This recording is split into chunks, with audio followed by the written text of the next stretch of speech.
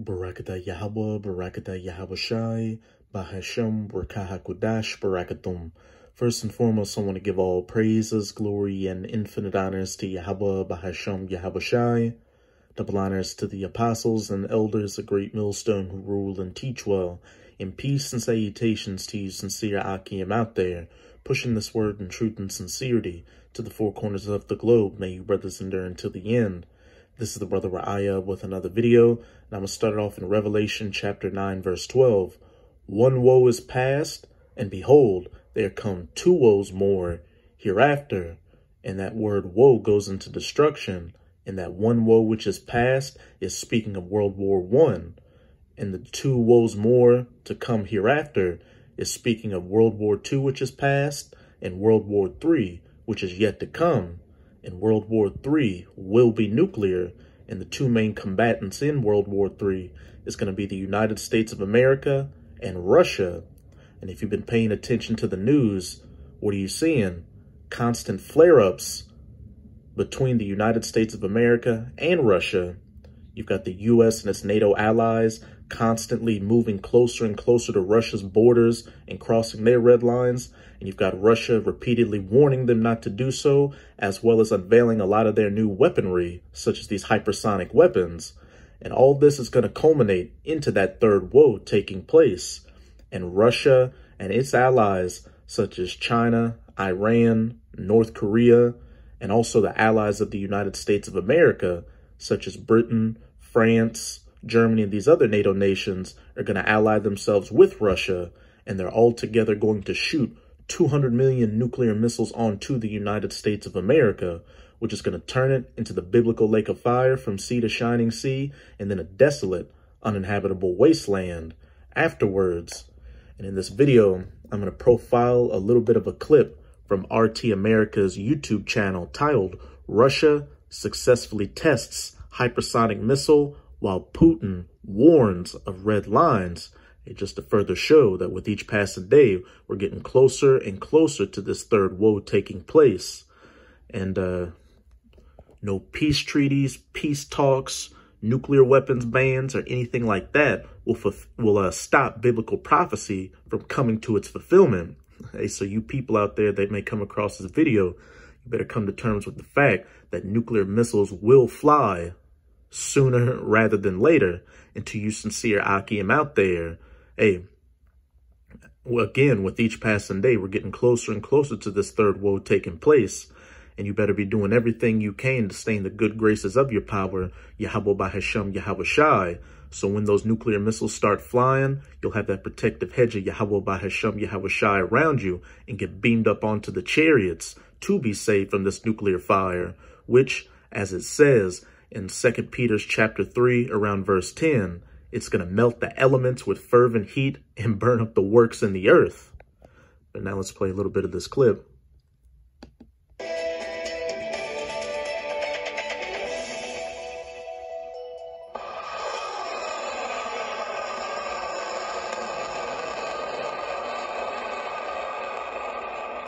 Would you look at that? Russia's defense ministry released the video today showing the success. We won't get to the point of this blowing up.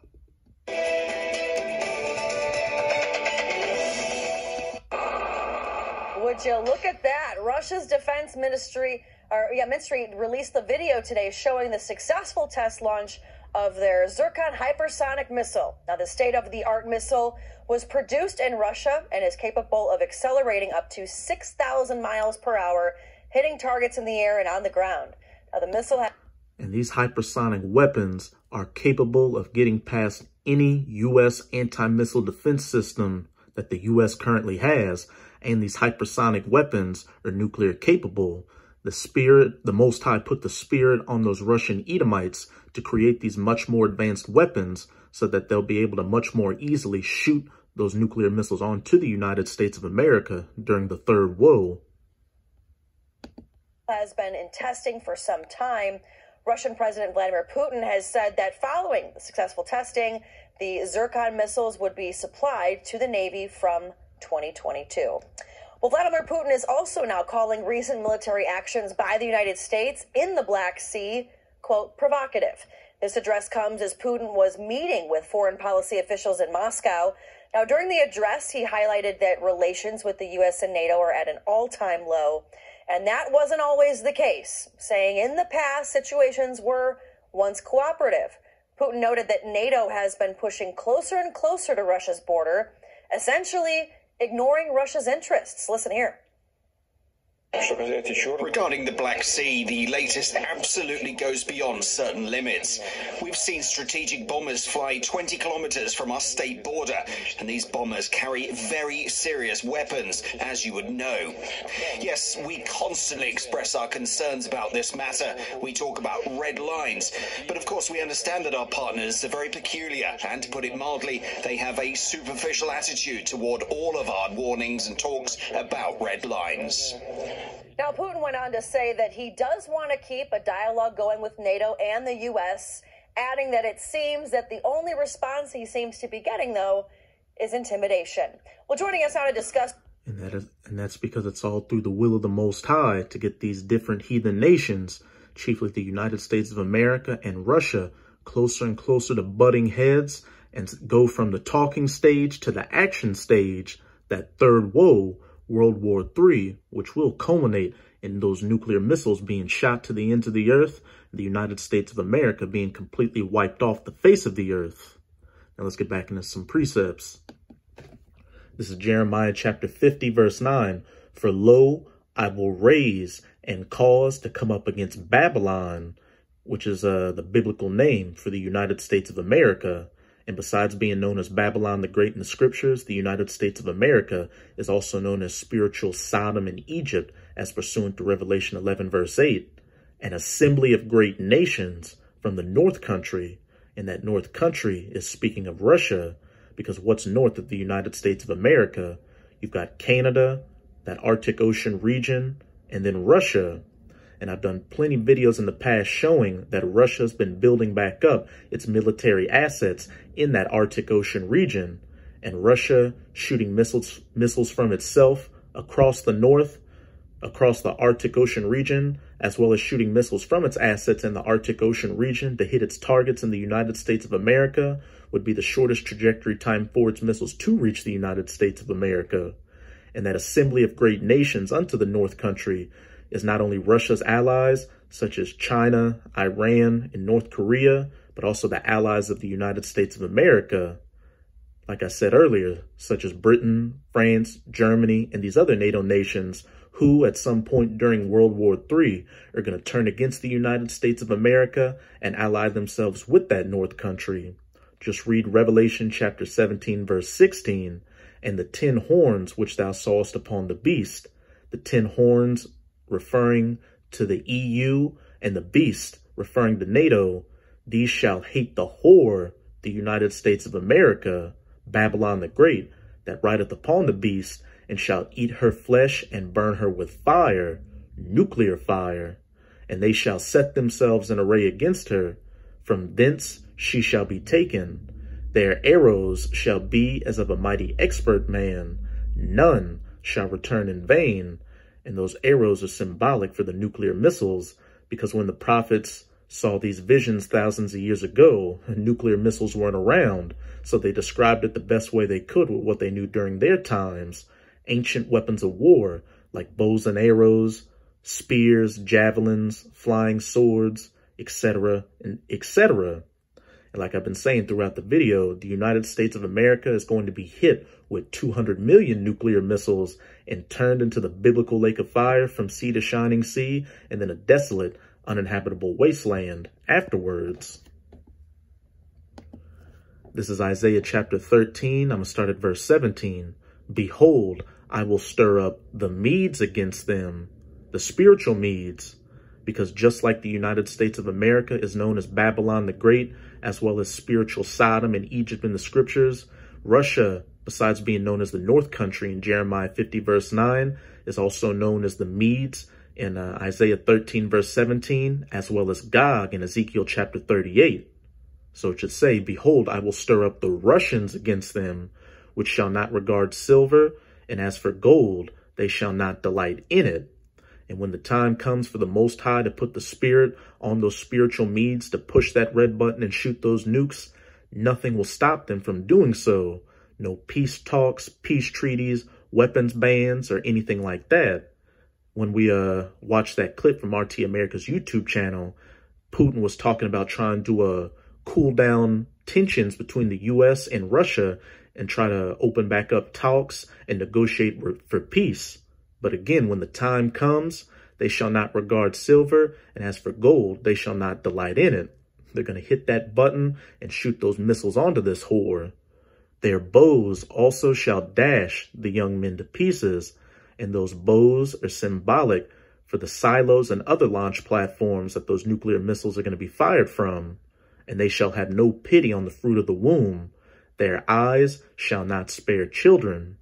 And unless you're of the elect of the nation of Israel in the United States of America, Babylon the Great, when those nuclear missiles hit this place, you're not going to make it, because only the elect are going to be saved by getting beamed up onto the chariots. Everybody else, from man, woman to child, young or old, will be burned up by those nuclear missiles. Not only the heathen nations, but also 2/3 of the nation of Israel, or you so-called Negroes, Latinos, and Native Americans who are hard-headed and refuse to return back to your power, Yahweh Bahashem Yahweh Shai, like the elect have done. And Babylon, the United States of America, the glory of kingdoms, the beauty of the Chaldees' excellency, shall be as when the Most High overthrew Sodom and Gomorrah. And like I just said, besides being known as Babylon the Great in the scriptures, the United States of America is also known as spiritual Sodom and Egypt, as pursuant to Revelation 11, verse 8. And how did the Most High overthrow ancient Sodom and Gomorrah? With fire and brimstone from the sky. And he's going to overthrow this modern day Sodom and Gomorrah with modern fire and brimstone from the sky. Those 200 million nuclear missiles. Verse 20, it shall never be inhabited, neither shall it be dwelt in from generation to generation.